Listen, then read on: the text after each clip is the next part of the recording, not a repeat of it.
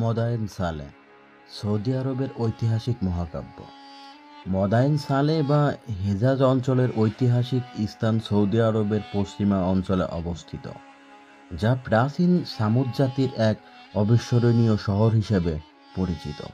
এটি ইউনেস্কো বিশ্ব ঐতিহ্য হিসেবে তালিকাভুক্ত এবং সৌদি আরবের সবচেয়ে গুরুত্বপূর্ণ প্রাচীন সাইটগুলোর মধ্যে অন্যতম।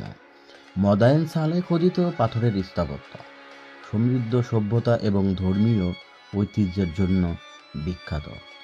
এই স্থানটি আধুনিক সৌদি আরবের আল ওলা জেলার মধ্যে অবস্থিত, যেখানে অবস্থিত প্রাচীন শহরের ধ্বংসাবশেষ এবং অপরূপ প্রাকৃতিক দৃশ্য।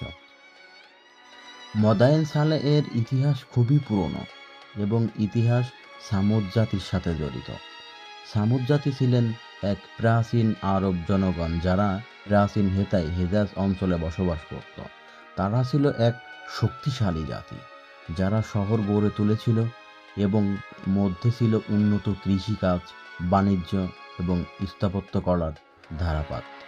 মদায়েন সালেহ শহরটি একটি অত্যন্ত উন্নত শহর ছিল, যার স্থাপত্য ছিল অতি উন্নত। এখানে পাথরে খোদিত বাড়ি, মন্দির, তোরণ এবং সমাধি ছিল।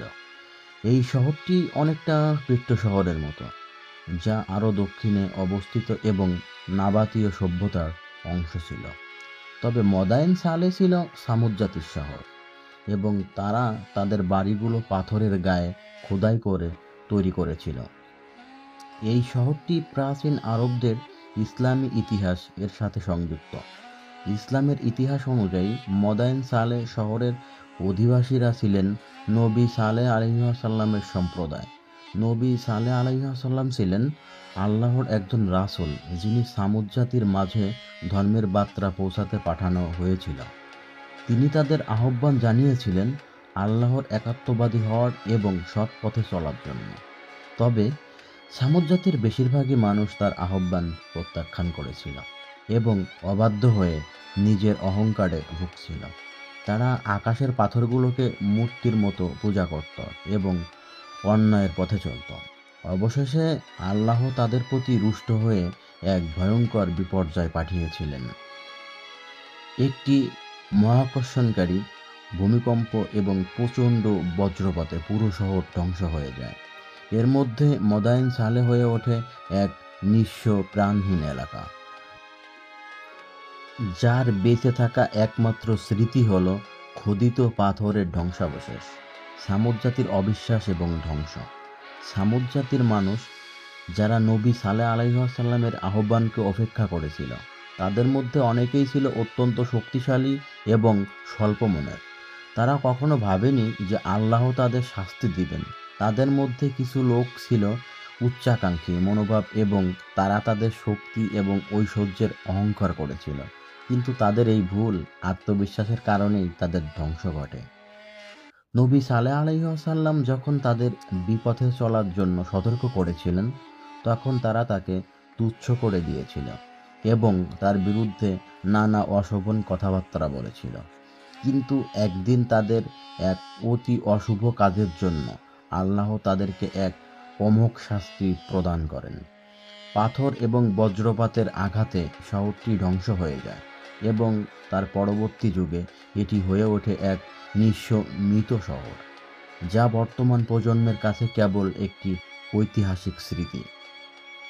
আজকের মদায়েন সালেহ সৌদি আরবের আল ওলা অঞ্চলে একটি গুরুত্বপূর্ণ পর্যটন স্থান। এখানকার পাথরের শহরের ধ্বংসাবশেষ এবং নানা ধরনের খোদিত স্থাপত্য শিল্প পর্যটকদের আকর্ষণ করে। শহরের বাইরের দিকে বিভিন্ন ধরনের প্রাচীন সমাধি, মন্দির এবং প্রাসাদ দেখতে পাওয়া যায়, যা তাদের এক সমৃদ্ধ সভ্যতার নিদর্শন হিসেবে দাঁড়িয়ে রয়েছে।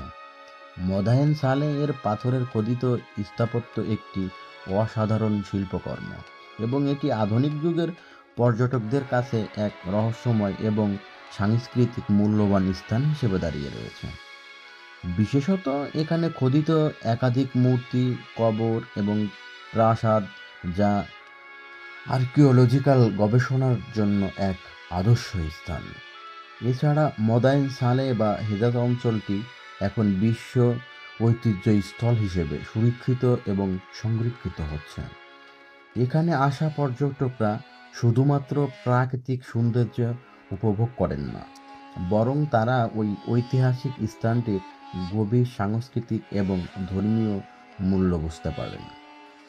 মদাইন সালে একটি স্থান যেখানে ইতিহাসের পাতায় অদৃশ্য হয়ে যাওয়া এক সভ্যতার সাক্ষী হয়ে দাঁড়িয়ে রয়েছে। এটি আমাদের জন্য একটি শিক্ষা, অহংকার এবং অবিশ্বাসের পরিণতি কখনোই শুভ হয় না। ইতিহাস থেকে শিক্ষা নেওয়া উচিত এবং আল্লাহর পথে চলার মাধ্যমে আমরা আমাদের ভবিষ্যৎ গড়ে তুলতে পারি। এই প্রাচীন শহরের ধ্বংসাবশেষ এবং স্মৃতি আমাদের মনে করিয়ে দেয় যে ঐশ্বরিক হস্তক্ষেপ কখনো এড়িয়ে যাওয়া সম্ভব নয় এবং মানবতার জন্য সৎ পথে চলা এবং আল্লাহর আদেশ মেনে চলা কতটা গুরুত্বপূর্ণ।